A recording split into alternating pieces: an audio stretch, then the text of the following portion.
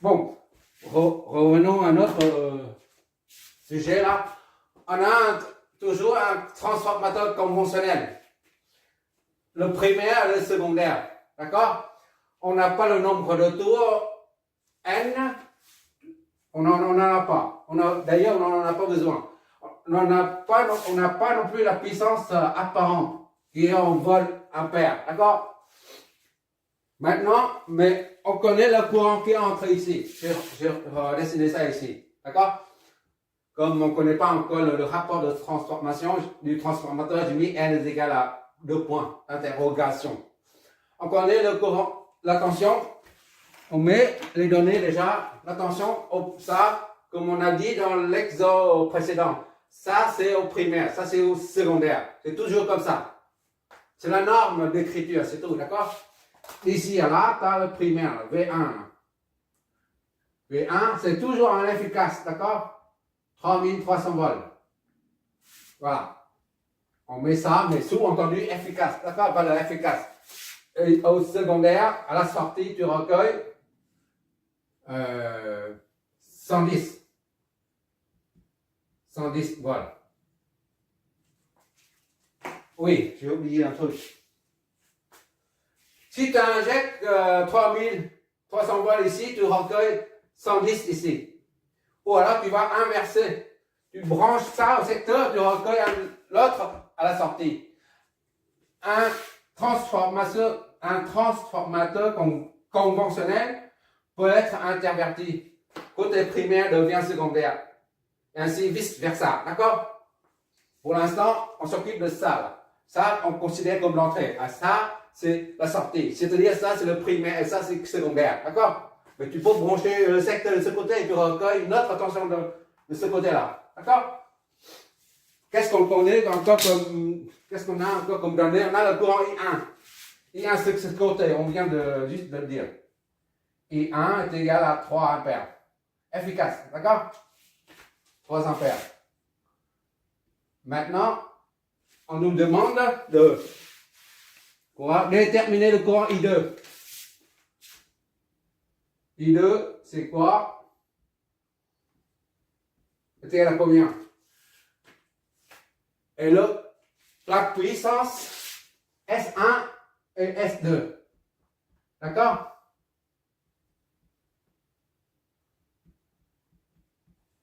En sachant que c'est un transfo idéal, parfait, c'est-à-dire où S1 est égal à S2 est égal à S. D'accord? S représente la puissance admissible du transformateur. D'accord? Qu'est-ce qu'on nous demande encore? Le rapport de transformateur, ça y est, c'est bon. Maintenant, il suffit d'appliquer notre fameuse formule hyper simple. En fait, un transformateur, c'est un élément hyper simple à analyser, mais c'est hyper utile. On le retrouve partout, d'accord? On a N est égal à V2 sur V1 est égal à I1 sur I2, notre formule, d'accord? Ou alors, encore, N2 sur N1 est égal à racine de N2 sur N1. Tu te rappelles l'exo précédent? Tu vois bien aussi, on n'a pas besoin de N. Ni l'inductance, comme j'ai déjà signalé. On n'a pas besoin des inductances pour analyser un circuit à transformateur. Juste ça. Donc, on ne cherche pas le midi 14h, d'accord? On a un esprit pratique. On est là pour.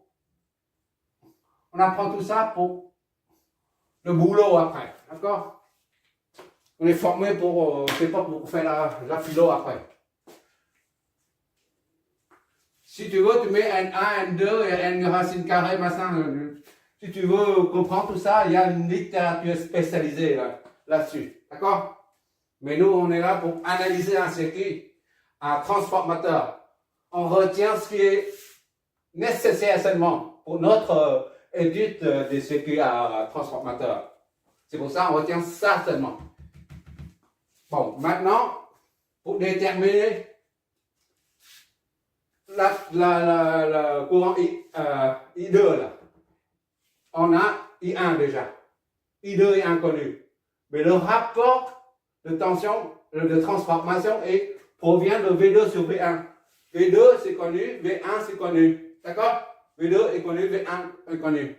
À partir de V2, V1, on en déduit le rapport de transformation. D'accord? Ou alors, tu n'as même pas besoin de ça. Tu mets directement, on y va là, V2 sur V1, elle est égale à V2 sur V1, est égale à I1 sur I2. Voilà. C'est notre formule, je remets ici. Donc, pour trouver I1, il suffit d'appliquer la formule. I2, je veux dire. Donc, ça, I2 est égal à V2 sur V1. I2 est égal à I1 sur I2. V2 sur V1. Et donc, c'est V1, I1 sur V2. D'accord? Pas de bêtises. Voilà. Donc, I2.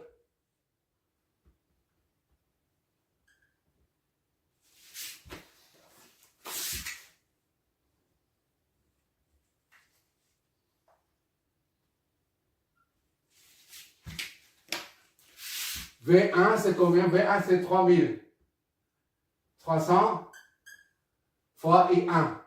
C'est 3. Ça, c'est en efficace fois efficace, d'accord? Ampère efficace. 3. Divisé par V2. 110. Qu'est-ce que ça nous donne? Calculatrice. Voilà. Vu. 3300. 90 ampères, efficace.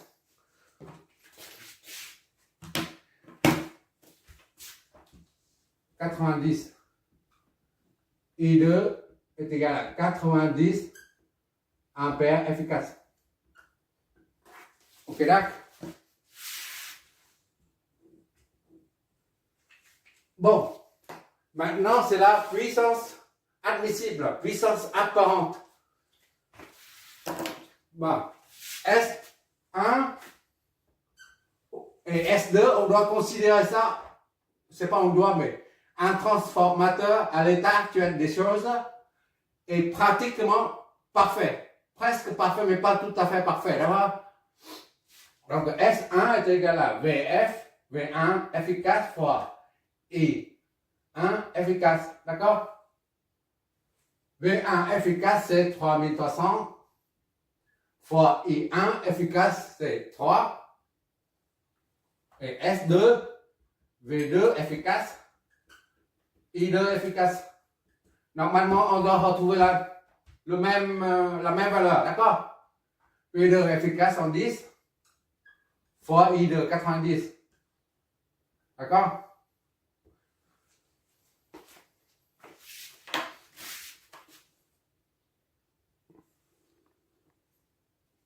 Vu pour les deux.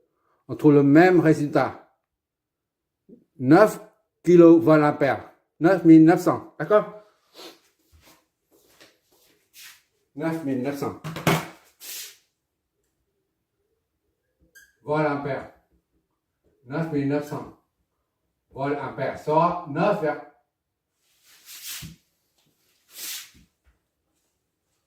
Soit S est égal à S1 est égal à S2 est égal à 9,9 kVA. D'accord? C'est pas des var, il n'y a pas de R, d'accord? Que volt-ampère, c'est tout. Parce que var, c'est quand il s'agit de la puissance réactive. Le R là, on a affaire à R quand il s'agit de la puissance réactive. D'accord? Mais là, c'est la puissance apparente qu'on cherche.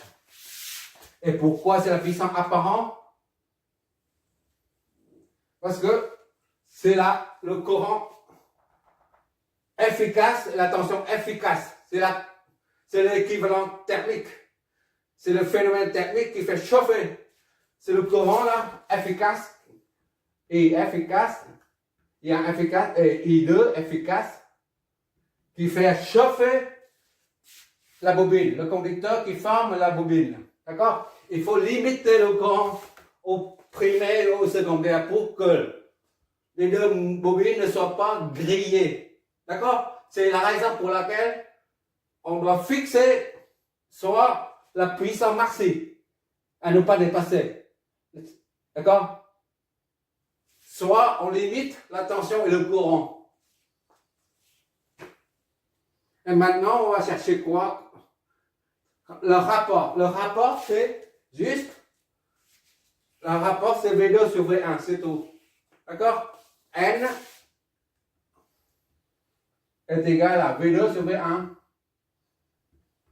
O, N est égal à I1 sur I2. On fait les deux pour voir. D'accord?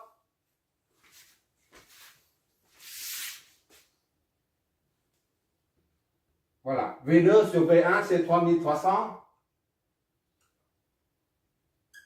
Oui. Pour l'instant, on ne cherche pas le sens des courants, tout ça. C'est pour ça qu'on utilise des valeurs efficaces. Mais à partir du quatrième exemple, on va chercher tous les sens, tous les déphasages et tout.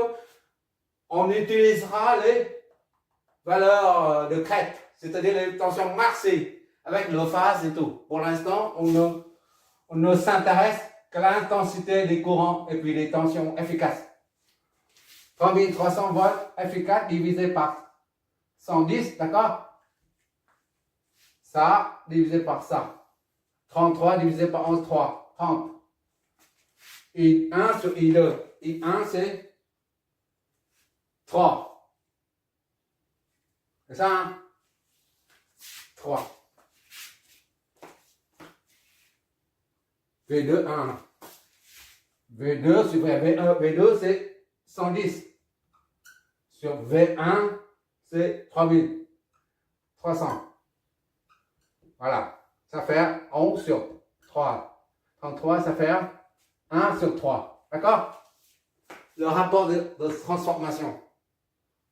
Et là, I1 sur I2. I1, c'est 3. Sur I2, c'est 90.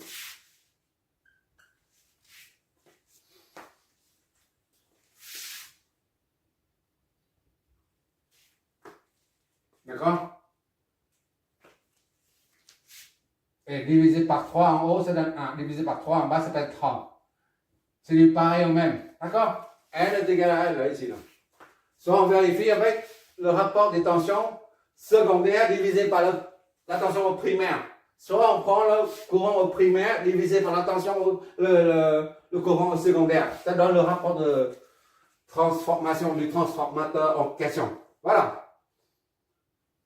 Ça, c'est le deuxième exemple d'introduction, l'exercice d'introduction au transformateur conventionnel. D'accord?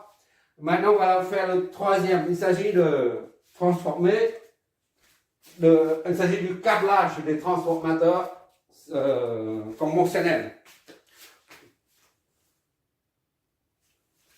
Ça, c'est des kilovoltampères. D'accord? Ça, c'est voltampères. Et des kilovoltampères. Voilà. Je m'éloigne, c'est pour ça que je vois. Si je m'approche trop, je ne vois pas. Ça, au final, N est à 1 sur 30. Le rapport de transformation, c'est 1 sur 30.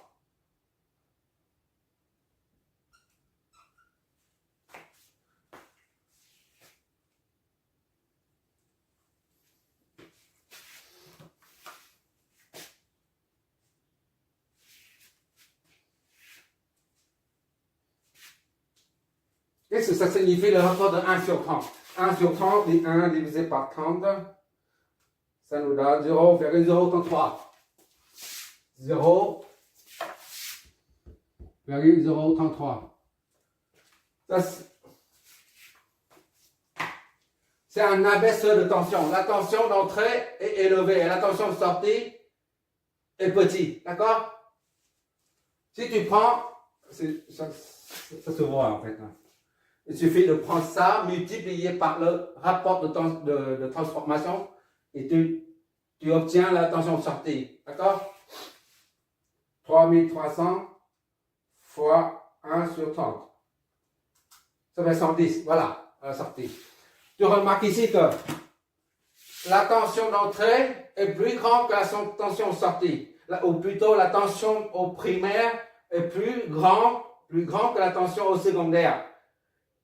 Et pour que la puissance au primaire et au secondaire soit la même, il faut que le courant au secondaire soit plus grand, l'intensité du courant au secondaire soit plus grande que celle au primaire. La preuve, tu vois là, quand 90 ampères, ici c'est 3 ampères, pour que la puissance au secondaire soit la même que celle au primaire, le produit de V2, I2 doit être égal à V1, I1. Et pour ça, quand on a la tension au primaire qui est plus grande que la tension au secondaire, cela implique que le courant au primaire est plus petit que le courant au secondaire. D'accord? Primaire, c'est 3 ampères. Secondaire, 90 fois 90 secondaire. Voilà. Il suffit de prendre ça, multiplier par ça. On a déjà fait. Tu vois là? Pour avoir la même puissance apparente de part et d'autre. D'accord? Il ne faut pas dépasser 90 ampères efficaces au secondaire. Sinon, la bobine sera HS, hors service. Idem ici, il ne faut pas que l'intensité du courant au primaire dépasse 3 ampères. Sinon, l'ensemble V1 fois I1 dépasse 9900 volts ampères. Alors, dans ce cas-là, si ça dépasse la puissance 9,9 kV ampères, le primaire sera grillé. Voilà.